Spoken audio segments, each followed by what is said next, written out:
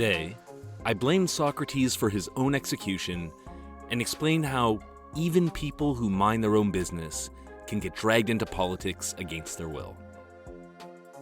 This is Good in Theory. I'm Cliff Mark.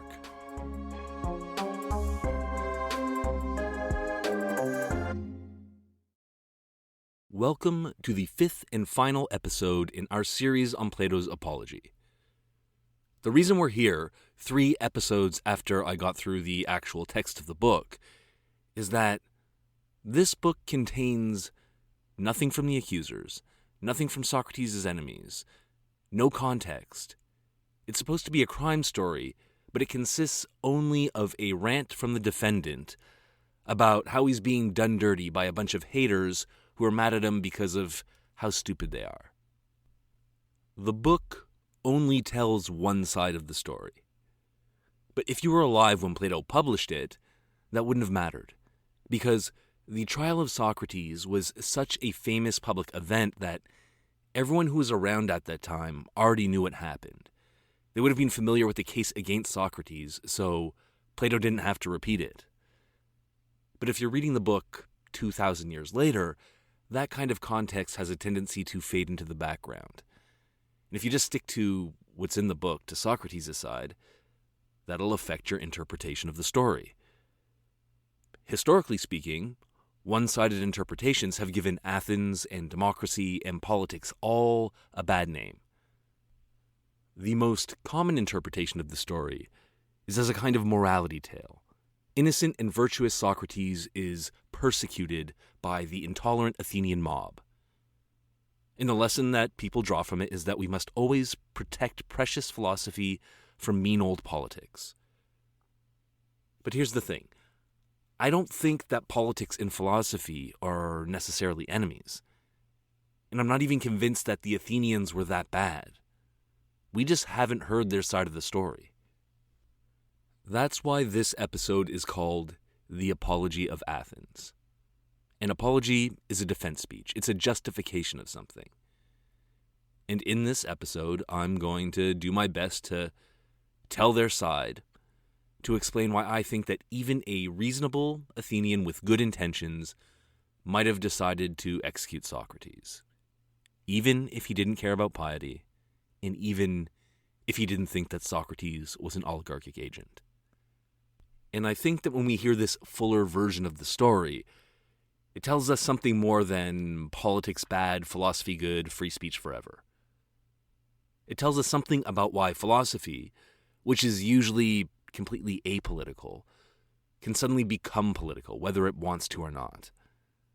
This is what I think happened to Socrates, and I think that it was his stubborn response to the extra attention, as much as any Athenian intolerance, that got him killed. To get where I want to go back to the idea of politics and philosophy as 2 different activities with different goals and different characteristic mindsets. I was talking about this last episode. Philosophy is a theoretical activity. And by that, I just mean that when you're doing philosophy, your main aim is to try and figure out the truth. You're not trying to actually make anything happen. You don't care how wild the ideas get. You aren't considering what would happen if you put your ideas into practice. You're just following the argument. And so when you consider someone's speech from a philosophical point of view, you're asking, is it true? Is this accurate? Are the premises of the argument true? Is the argument logically consistent? Are there any holes in it? Are there any other interesting conclusions that we can draw? And this is the kind of thing that Socrates does. Politics, on the other hand, is a practical activity. It is about making things happen. And that means it's not oriented primarily by the truth, but it's oriented by the consequences of actions or of speech. So if you're considering someone's speech from a political point of view, you're asking a whole different set of questions. You want to know, what will the consequences of this speech be? How will people react to it? Will they be happy, sad, angry? Will this speech make people like us? Will people misinterpret it? What actions could it be used to justify? Could this speech somehow endanger the city? This is a very different set of questions from philosophy. They're also important, but they're different. Socrates says that philosophers should avoid politics completely because political people will kill any honest person who happens to wander into their midst. That's quite a dramatic claim. But even if you don't believe that, there are plenty of good reasons to maintain some kind of separation between politics and philosophy as activities. This is because when you try to do them at the same time, you're likely to screw both of them up. Imagine you're trying to take care of politics. You're trying to protect the people from foreign enemies, to stop the citizens from robbing and killing each other. You're trying to set and collect taxes, administer a water supply, give out stickers for people's license plates, government stuff. Now, what do you think is going to happen if you put Socrates and his buddies, or any gang of professional philosophers, in charge of the government stuff? Well, you get one of two results. Best case Ontario, nothing happens. The philosophers sit around the table discussing the definition of politics. They debate the meaning of justice. They have a ton of interesting conversations. They find cute paradoxes and have good arguments. But nobody bothers to write out a schedule for garbage pickup, so nothing gets done. This is bad, but it's not that bad. Because the real nightmare scenario is when the philosophers actually decide on something and they start trying to put it into effect. Because philosophers are not so interested in small practical fixes that get results.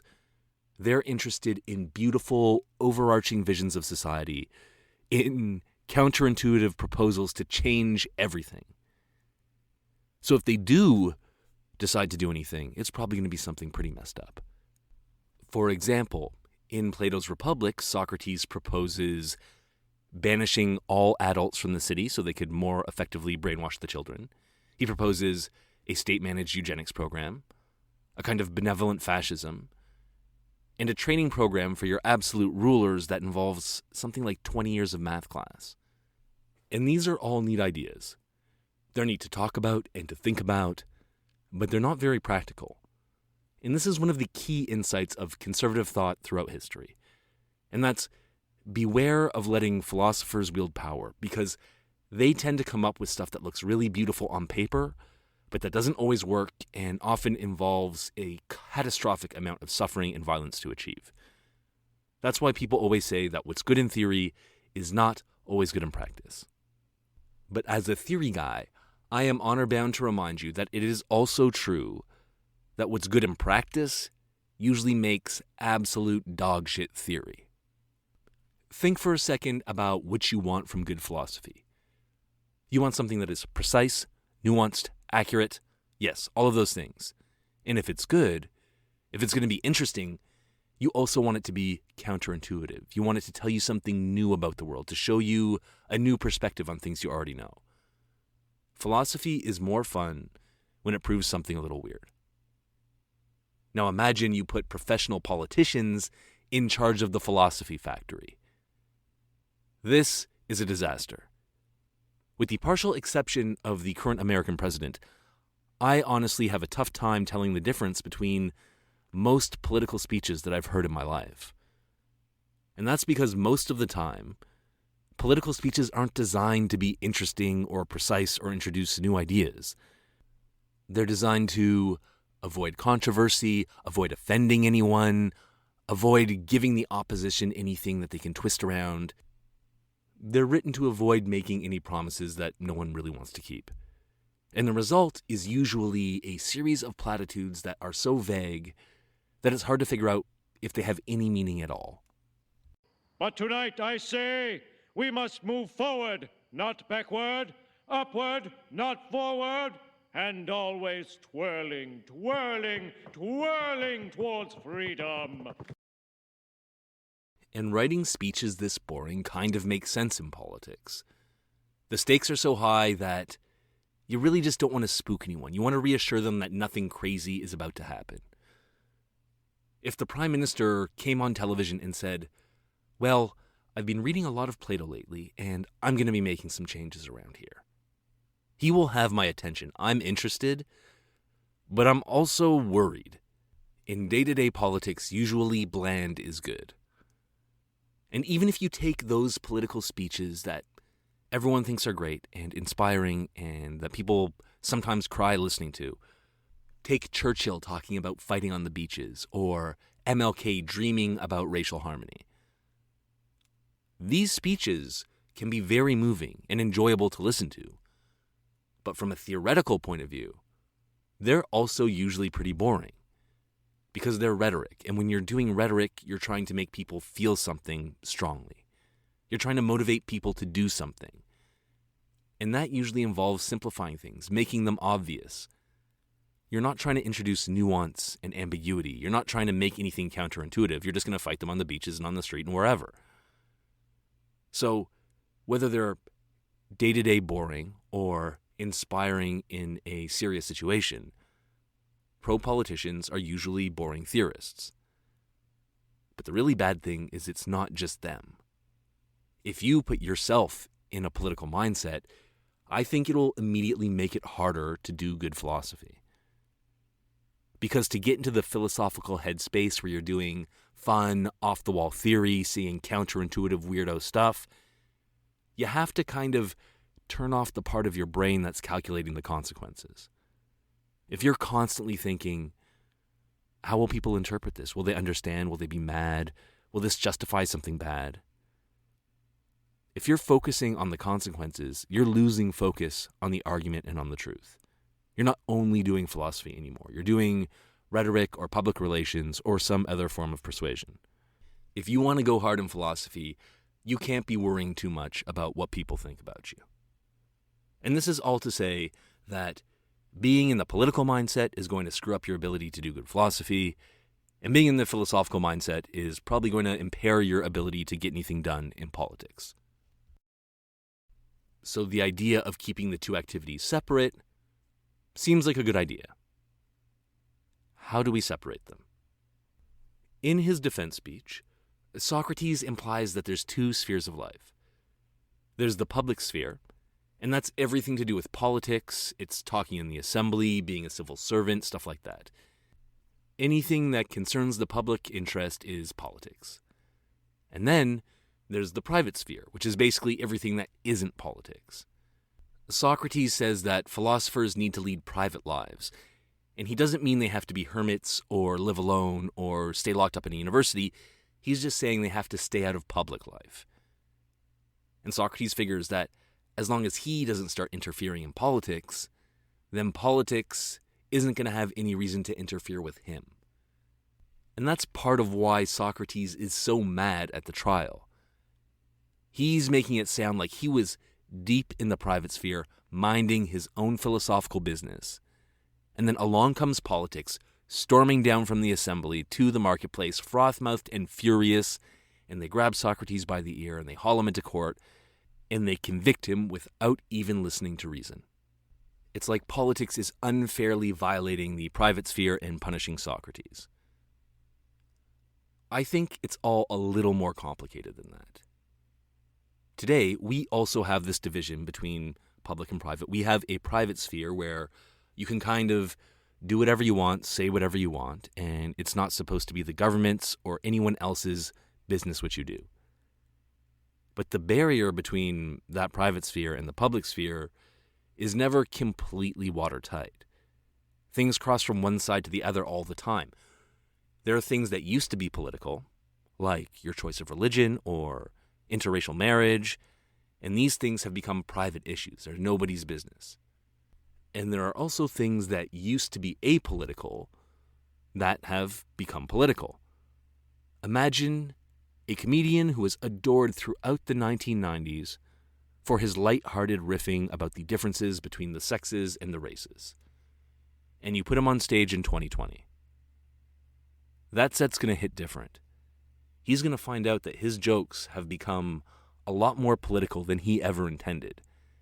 And even if the government doesn't get involved, I bet a lot of his fellow citizens are going to let him know what's up. And I think that something like this happened to Socrates.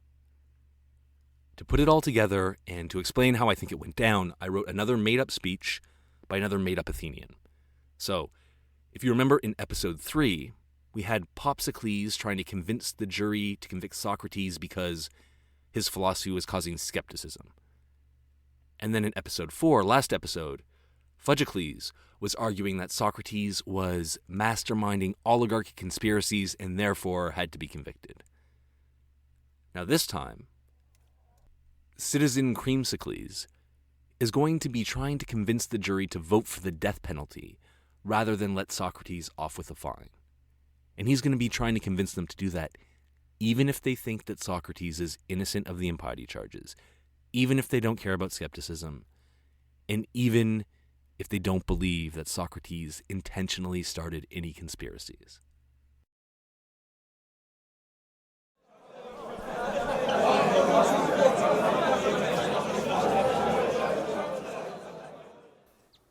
Athenians, I really hoped it wouldn't come to this. Socrates isn't guilty of impiety, and he's not a secret oligarchic conspirator, if that's what you're thinking. He is who he says he is, a philosopher who only cares about talking all day in the marketplace about virtue and justice and politics. And that's the problem. Whether he intends it or not, Socrates' street philosophy has become a danger to Athens, and we cannot allow it to continue. Socrates has always been a contrarian. When democracy in Athens was strongest, when Pericles was building temples on the Acropolis and an empire abroad, that's when Socrates started walking around Athens arguing that, well, actually, democracy is a silly and corrupt form of government, and that the only regime that made any sense was an aristocracy of philosopher kings. At the time, everyone could tell that Socrates was just playing the devil's advocate. It would never have crossed anyone's mind that overthrowing democracy would be a good idea. But times have changed. During the war with Sparta, the oligarchic forces within Athens grew stronger. And eventually the idea of overthrowing democracy stopped seeming so far-fetched. And that's when the effects of Socrates' political arguments started to change. Some young men stopped seeing Socrates' ideas as contrarian brain teasers and started seeing them as a political plan of action. I'm not saying Socrates intentionally told anyone to rebel. But we've had 2 coups in 7 years, and both times Socrates' close associates were behind it, and both times they tried to institute some perverted version of Socrates' ideas. There are real consequences to what Socrates says. This city is filled with people whose family members were murdered by the regime of the 30, with men who risked their lives to restore democracy, and the comrades and families of those who died in the struggle. How do you think they feel hearing Socrates making fun of the democratic regime they fought for and praising the regime they defeated? How do they feel when they hear his followers, their own sons, repeat the same ideas? This isn't just rude or offensive. Socrates has always been offensive. This is dangerous. Socrates is stirring up anger and resentment and fear. He's enraging the friends of democracy and emboldening its enemies. And this is not the time for that. Athens is on a knife's edge. Right now, we need unity and we need stability. We need everyone to agree that democracy is here to stay. We cannot risk letting the fighting break out again. Socrates knows the effects that his words have on survivors of the 30. I've heard people heckling him on the streets, but he doesn't care. He thinks the people who are mad at him are too dumb to understand what he's doing, so he just ignores them and carries on. Socrates knows what happens with Alcibiades and Critias and his other followers who turned against Athens. He says it's not his problem. He never charged them for lessons, so he's not responsible for what they learned from him. It's like nothing that happens outside of his own head matters to Socrates. Not even the safety of our city. Well, the safety of our city matters to me. Socrates said he's led a private life, that philosophy is completely apolitical, and that therefore we have no business interfering with his conversations. I say that when your private philosophical conversations lead to conspiracies and coups and civil war, they become political. That's why we're here today. I think we should have free speech in Athens. I do. I think even Socrates should be able to have his say. But we have to have responsible free speech, and Socrates will not take responsibility. This isn't the first time we've talked to him. We've asked him for years to try to be less inflammatory, to help discourage future conspiracy. We've asked him to publicly endorse our democracy and renounce revolution. He won't do it. We've asked him to bring his critique of democracy to the assembly so it could be discussed and judged by mature citizens of the city. He refused to do any of this and instead just keeps following the same reckless and inflammatory behavior that brought us the first two coups. Bringing Socrates to court was the only way we could show him that we're serious. I don't want Socrates to die. I just want him to make his philosophical examination safe for Athens during this crisis. But he won't change. He won't compromise. He has promised this jury that he will not stop until we kill him. He leaves us no choice. Socrates must die.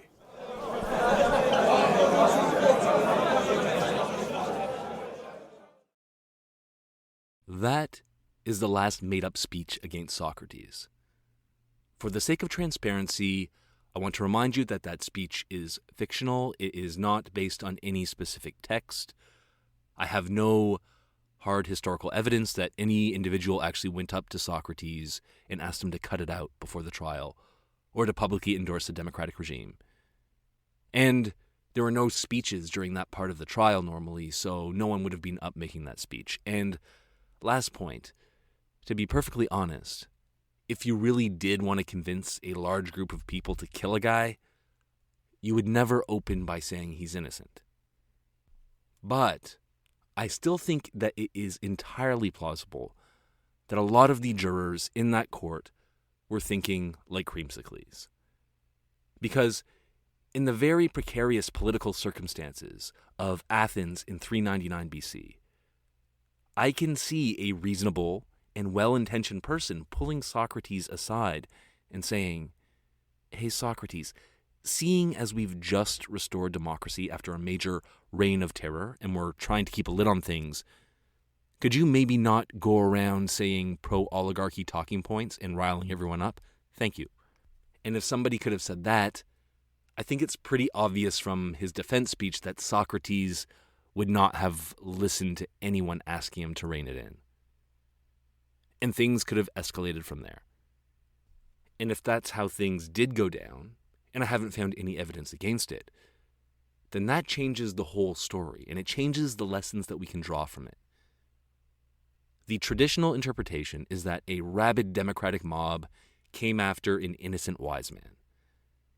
And the idea is that this kind of thing happens all the time because politics is emotional and paranoid, and they always eventually come after the philosophers. But if it went down like Creamsicles says, there's no rabid mob. There's reasonable people doing their best to keep their city together under really difficult circumstances. And the lesson to pull out isn't politics bad, philosophy good. It's that politics and philosophy are both good. And usually they can get along. Usually you can just leave philosophy and most of speech in the private sphere and not worry about it. But sometimes, changing circumstances mean that speech that used to be apolitical becomes political. And people might start feeling a little bit shut-uppy about it. And if you take the political point of view, how this happens in Socrates' case is straightforward and easy to see. If I'm an Athenian citizen and I want to avoid more civil conflict, my calculations of what kind of speech are too risky to tolerate, they change with the circumstances. When Athens is booming and democracy is stable and there have been no oligarchic rebellions even to worry about, I don't care what Socrates says, because nothing he says has any foreseeable consequences, just like nothing almost any philosopher says has any foreseeable consequences. But if all of a sudden there is a couple of coups, there's this reign of terror, and the bad guys, they are known to be influenced by Socrates, my calculations change. This pro-oligarchy talk he's doing is all of a sudden something that I'm looking at with interest. And I think this is totally reasonable, because when circumstances change, what is politically relevant changes, what is a threat to public safety changes. And the line separating what's private and what's a matter of public interest has to also change to reflect that. To take a very contemporary example, before the COVID-19 pandemic, nobody cared whether you washed your hands. Not the government, not your neighbors. They didn't care how far away you stood from your friends or whether you wore a mask at the grocery. And most relevant to our story, they probably didn't care at all what health opinions you were sharing in public. But since the pandemic, what used to be a private sphere free speech zone where anything goes is now a matter of concern for everyone. Governments, at least in Canada, have been on a public messaging blitz. They're giving updates to new rules and policies every day. They want a clear message, no nonsense, no ambiguity. They want people to know what they're supposed to do, even if it means simplifying the evidence a little bit. And people on social media, I've noticed they seem more enthusiastic about shaming and debunking each other. And even platforms like Facebook, which really like to stay out of judging content, they have been more active than usual in trying to weed out false information about the pandemic than they usually are about other things. And the reason that this line between public and private is getting redrawn here is because before, all these things could be private matters because they had no serious consequences outside of yourself. But now, there are real public health implications, and so people have become a lot less shy about policing each other's speech. When the stakes get high enough, minding your own businessy has a tendency to go out the window. And like I said, all this is obvious when you look at things from the political perspective. Of course, Socrates' pro-oligarchy arguments are going to be more controversial after an oligarchic coup. But if you're deep in the philosophical point of view, like Socrates always was, you can still be surprised by this kind of thing. Socrates, he never cared about practical consequences. He wasn't paying attention to them. He was interested in the abstract argument. When Socrates is going off about democracy and oligarchy and everything else, he is seriously talking about those concepts in general. He's talking about the ideas of them. He's not talking about democracy and oligarchy as they actually exist in Athens. He's not connecting the theoretical to the practical. So when other people start making these connections and they start getting upset at him, Socrates is probably kind of surprised. They look like crybabies who just don't understand what he's really doing. It's just like the 90s comedian who sees the kids these days as a bunch of coddled snowflakes for getting upset because he's just making jokes and he never meant any harm, so why is everyone so mad? And having this single-minded philosophical mindset is one of the main things that makes Socrates Socrates. Every normal person is a little bit philosopher and a little bit politician. We care about truth and reason, but that doesn't stop us from also caring about practical things like national security and personal survival. And so the normal human being thing to do is to keep one eye on both practical and theoretical goods, and to find ways of having them both, of balancing them out. I think any normal person, if they were in Socrates' sandals at the time, they would have seen how the political winds had changed since the oligarchy in Athens, and they would have adjusted accordingly. Or at least, when they got to trial, they would have not told their jury to frig off. But Socrates was well known for ignoring practical worldly goods in favor of more abstract philosophical pleasures. Socrates was poor his whole life because he spent all his time talking philosophy instead of earning and saving money. When the cutest boy in Athens was trying to hook up with him, Socrates said, no, let's just talk about virtue and education. And he was known sometimes just to stop in the middle of whatever he was doing, whether he was on his way to a dinner party or on his way to a war, and just stand perfectly still, whether it was cold, skipping meals, not sleeping, just thinking about whatever problem had come into his head. And doing this kind of thing, following philosophy while remaining determinedly oblivious to changing practical and political circumstances, that's how Socrates wound up dead. Which is really too bad, but if he didn't do that, we wouldn't be talking about the trial 2,400 years later, and Plato maybe wouldn't have opened the academy, and he wouldn't have written the corpus of Socrates fanfic that he wrote, including the Apology.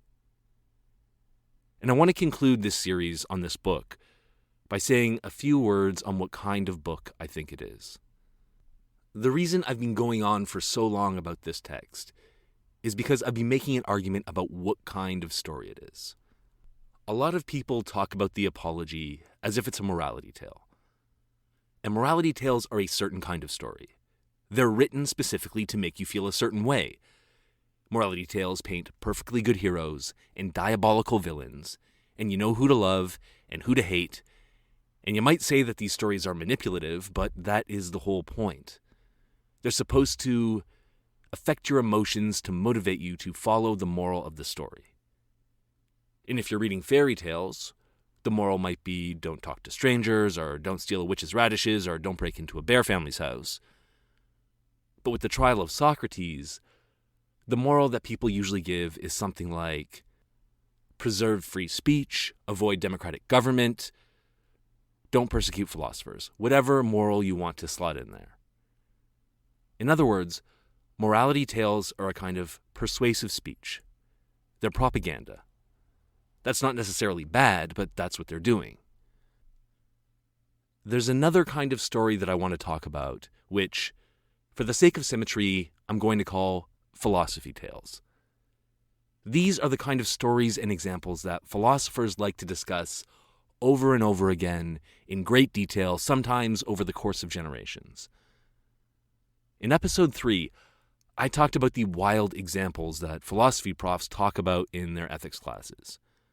Runaway trolleys, implausible surgeries, just all kinds of mind-bogglingly unlikely scenarios that will never ever come up in real life.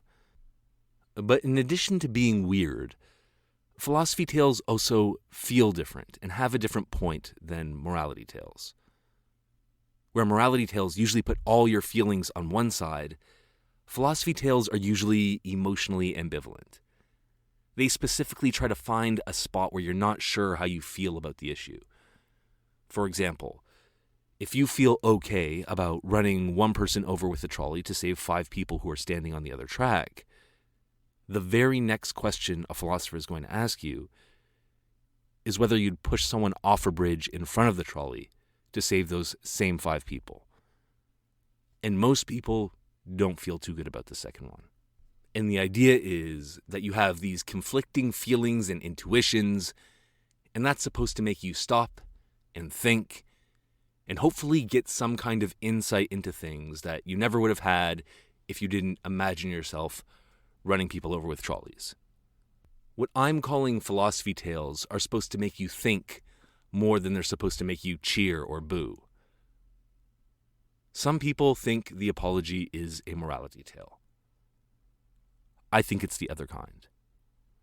Because reading this book makes me feel very ambivalent. Part of me is thinking, wow, Socrates is so heroic. He is a man of such incredible integrity, such unswerving commitment to the truth, that he is willing to pay the ultimate price for philosophy. Go Socrates.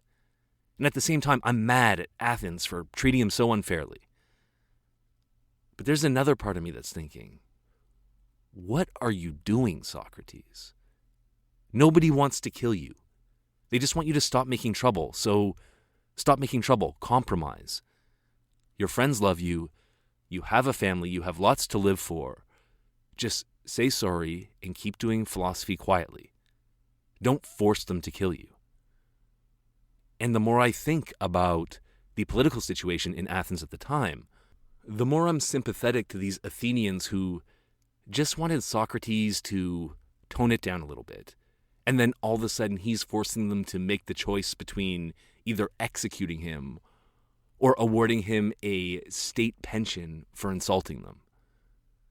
In this story, I'm not wholeheartedly cheering anyone on. I don't know who's right or wrong or how. I don't know immediately what I think the moral of the story is. And this kind of emotional ambivalence that reminds you that you don't have satisfactory answers to a problem, that is the hallmark of a good philosophy tale. And I hope you like this one.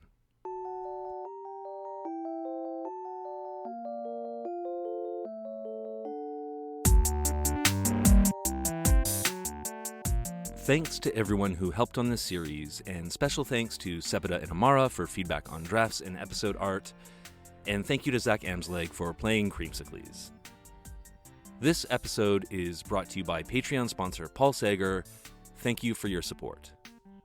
For this week's theory fact, I want to tell you one more little anecdote about Socrates just being annoyingly philosophical when the people around him are being normal and practical.